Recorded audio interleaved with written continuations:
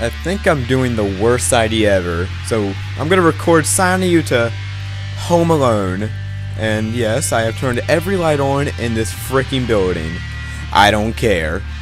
Yosuke leaps on the creature as it enters, fear turning his roar into a high-pitched scream. The fleece beast is covered in sludge and vile juices.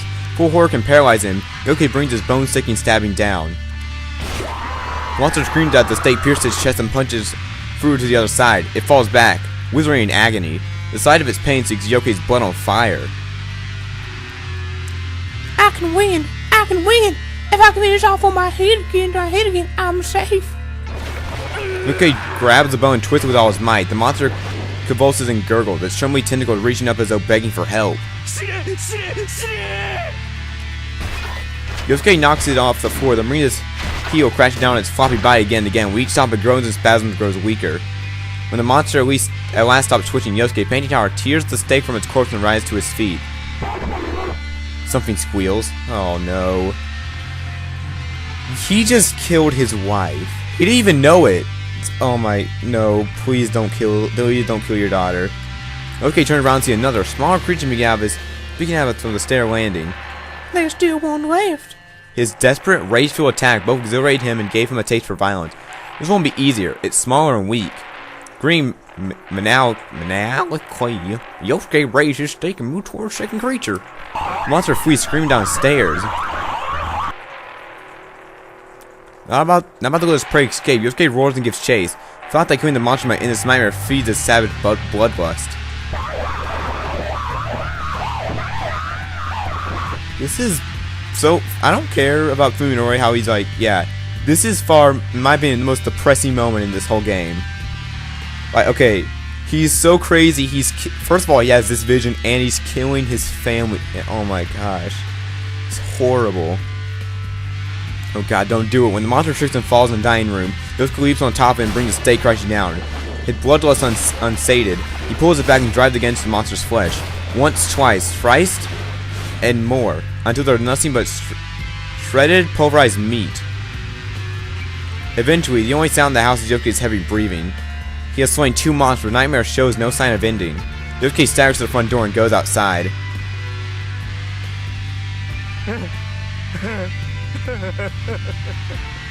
The sky, the city, everything has gone mad. Twisted shapes, nauseating colors, stinking air. There is no escape, no end to this nightmare. The last remain of Yosuke's sanity vanished like dust in the wind. Okay, who was that? Yosuke turned to the sound of a young girl's voice. And Saya's here. Okay, I guess he can see her too. She's standing from the house next door, wearing a spotless, one-piece over pure white skin. In the midst of the filth-ridden world, she alone grows with beauty. I mean, look at all those intestines.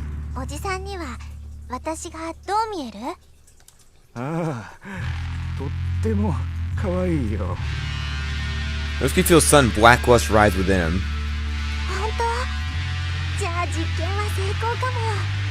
What experiment? What do you, Saya? I'm starting to question if you're a little girl or not. Okay, walks up to a strangely jubilant girl and brushes his hand against her long, smooth hair.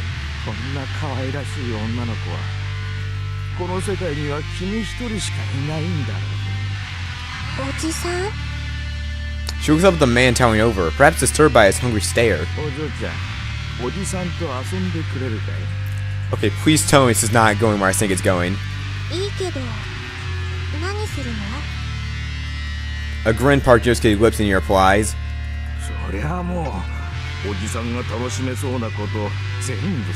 please, no, don't. You just killed your mother, not your mother, your daughter, and your wife. With that, he grabbed the girl's collar and tears the front of her dress wide open. No, please, I'm begging you. The audience is begging you. Don't do it. I know you're crazy. I pity you, but please. Shock and fear twist the lovely girl's delicate features, stimulating Yosuke's sadism. Even after killing the two monsters, the embers of violence still simmer in his heart, and they are new fuel to burn.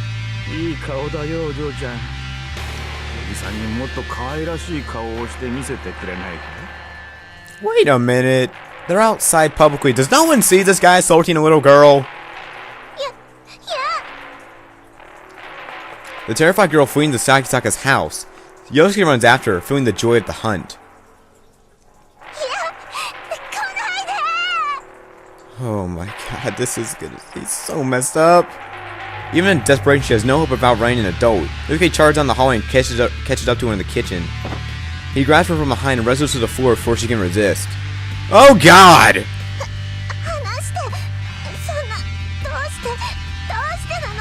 Okay, dude. Why?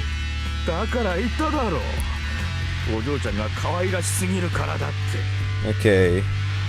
I remember when my girlfriend asked, she saw episode 3, she's like, can it get any worse? Here. This is probably, no wait. Here's one more time where it does get worse, so yeah. Spoiler alert, but enjoying the sensation of her thin arm struggling freely against his grip, Yosuke uses the weight of his own her down while ripping off the remaining straps of clothing. Oh my god.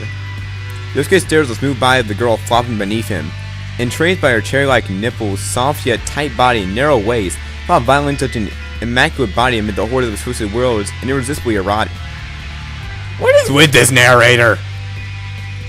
Yosuke runs her tongue over into her stomach and chest, so preparing to eat her whole.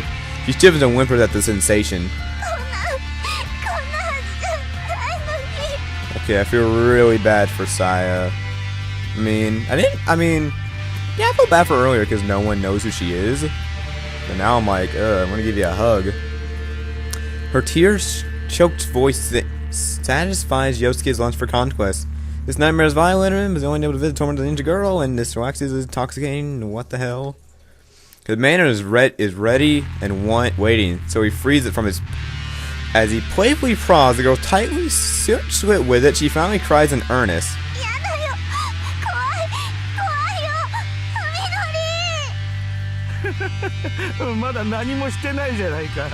Oh my god. You know what, guys? Just skip this part. Just skip it. Go like... Check in like 3 minutes. Maybe something good happened. Putting his mouth close to the sobbing girl's ear, Yosuke whispers.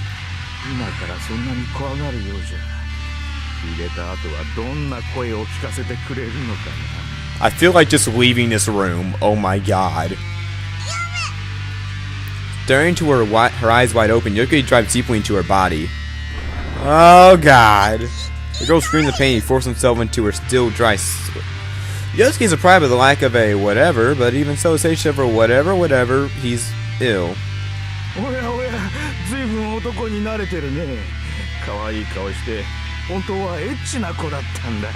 my god. Is he crying? Nope, that's sweat. I thought he was crying.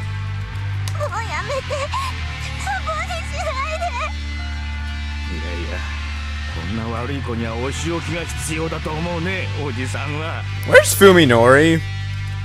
Yosuke begins to move inside her. He's found crying from lips in her eyes as she jerks in agony. Soon after, she loses strength to resist and goes limp, concentrating instead of enduring Yosuke's cruelty. Yet she is still cheerfully playing in Yosuke's inflamed eyes as he... Oh my god. Oh my god.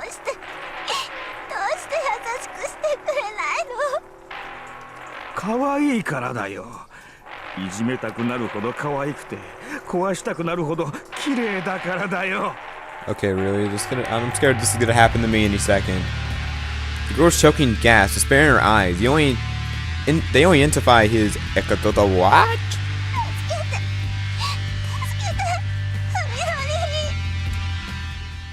Oh, thank God. Ah! As always, the sight of the city grates on my nerves. Today, however, I don't feel as much hatred as I usually do. I have grown much more accoutrements to my condition, but that's not the reason for today's high spirit. My search of the Yogai house has finally borne fruit. When I pulled out the drawers of the desk and study, I found an envelope stuck between the desk and the wall. It must have fallen out at the back of the writing tray. Inside were free outdoor photographs. I couldn't recognize scenery due to my condition, but I'm pretty sure that they show free buildings. Scrawled on the back of each photo was an address. Nagano Prefecture, M Village, Doji Prefecture, S-Town. None of the names familiar, so they must be out in the countryside. Photos are all dated even more than 10 years. I don't know why they're taken or what they mean. Maybe Sai will be able to make more sense of them. In any case, this is something that even Saya missed while she was living in that house. I wonder how she'd act when I show her what I found. One of your rack when we see someone raping her. Saya, I want to see her bad. Far away from me speeds my footsteps. Oh god. When I step through the gate, I see that the front door's wide open again. This is the second time this had happened. Upon entering the house this time, however, the sound of Saya crying chills my blood. And it's not just her. I see her low, wet grunting. There's no time to take off my shoes. I race down the hallway, propelled by his thrilling promotion. Ah! A monster's in my house. And it's raping Saya. The fluid oozing from his body spreads across her skin that drives inside with animal ferocity between her weakling chummy size. The monster forces it grotesque deeper and deeper. Oh my gosh. Each time the beast moves, Saya's sob becomes cries of agony. She looks at me with tear-filled eyes and calls my name in a weak, breathless voice. Come on, Fuminori, save your little waifu!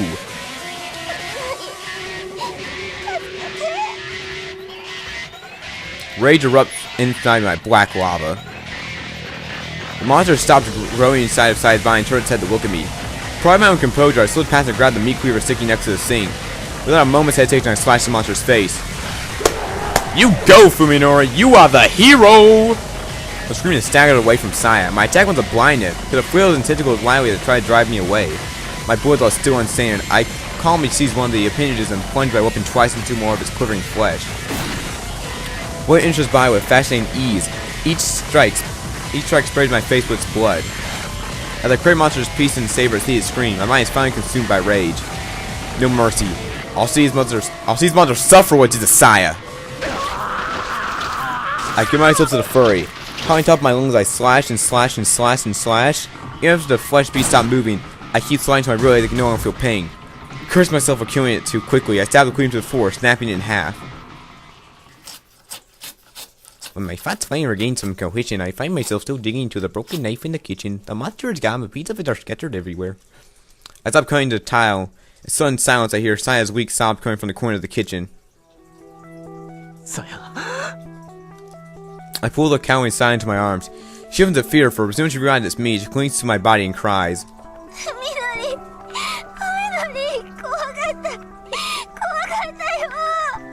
Yeah, I do feel bad for Saya. I do not want to get raped. I don't know what to say. I can only keep holding her. It should never have happened to Saya. Everything in Twisted World is to blame. Yes, including myself. I couldn't protect her. If I'd been there, then maybe I could have prevented this.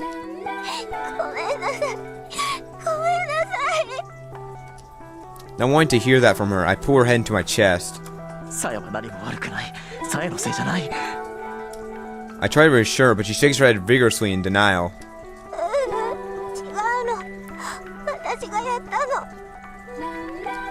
I don't understand what she's saying.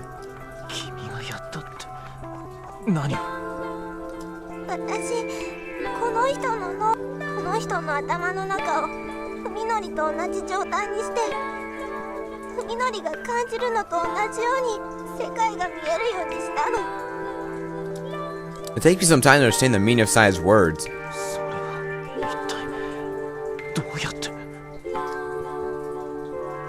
Finally regained her composure, Saya responds to my confusion in a low voice.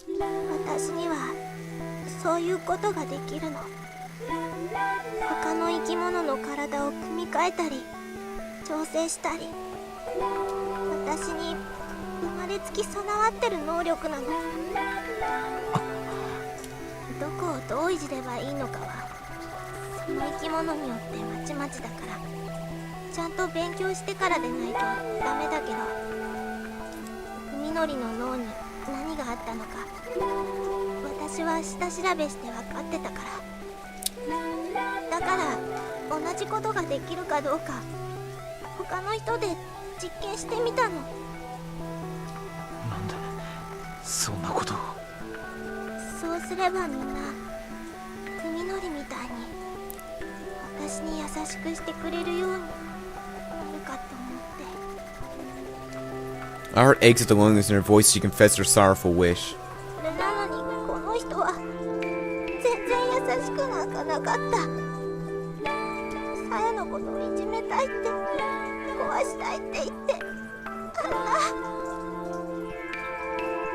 She starts crying to my chest again, unable to say any more. I jimmy over her back while trying to get my jumbled thoughts together. What is Saya? That she can do such a thing? The answer is beyond me. However, there's one thing I can answer, here and now. Saya's mistaken. 僕がさやに優しいのは僕が事故に遭ったからだって。 I smile and shake my head. 違うよ。それはただの始まりでしかない。そんな簡単なことじゃないんだよ。僕とさやが出会って、それから2人で過ごした時間のその一日一日の積み重ねが今の僕らの関係を作ってるんだ。わかるかい？みのり。あの日から今日までさやと一緒にいた僕だから、さやに優しくして大切にしてあげたいって、そう思う僕になった。そう思われるさやになったんだ。これって大変なことだろう。 Saya's still crying, but now her tears feel warm against my cheeks. わかってる。さっきやっとわかった。 Her smile shines through her tears. さやにはみのりしかいないんだって。みのりみたいな人はもう他に誰もいないんだって。 No more than ever before, I feel the depth of the bond between us. I'm sure that Saya feels it too. I wrap my arms tight around her and seal her lips with mine. Saya responds, winding her arms against my neck with our tongues desperately seek each other's warmth. At this moment, Saya is my whole world, and I am hers. The earth turns for us alone. Of course, I still haven't told her something very important. I don't know why I've never said it before, perhaps because it was always so obvious. However, I just put it in words at least once. This oath of mine. さや、僕は君のことが。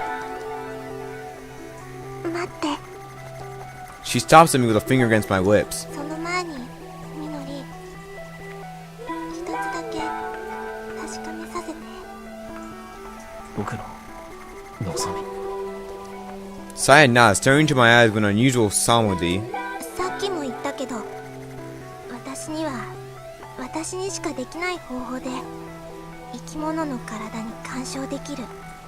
人間の脳をいじる方法もこれでちゃんと確認が取れたわ。 Saya pause and take a deep breath before continuing. 今ならあなたの頭を元の状態に戻すこともできるの。なんだって。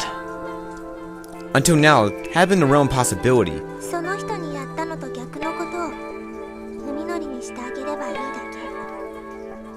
とっても簡単なことよ。 I replaced Saya's word in my head to be sure of their meaning. だから海のり、あなたが昔の暮らしに戻りたいかどうか、あの事故で失ったものを取り戻したいのかどうか。 What? Oh, okay, we get a choice. Do we want it all back? Or do we not need it anymore? Guys, I'm gonna do this in the next episode. Cliffhanger again, I know, but like, this is a big choice. I mean, do we want to have meat vision but still be with Saya? Or do we want our normal vision? Well, Saya never said maybe we can see Saya and her vision back. Maybe she's just a little girl this whole time. Or maybe, well, Fuminori's already crazy. I mean, seeing meat vision makes you cuckoo for cuckoo puffs.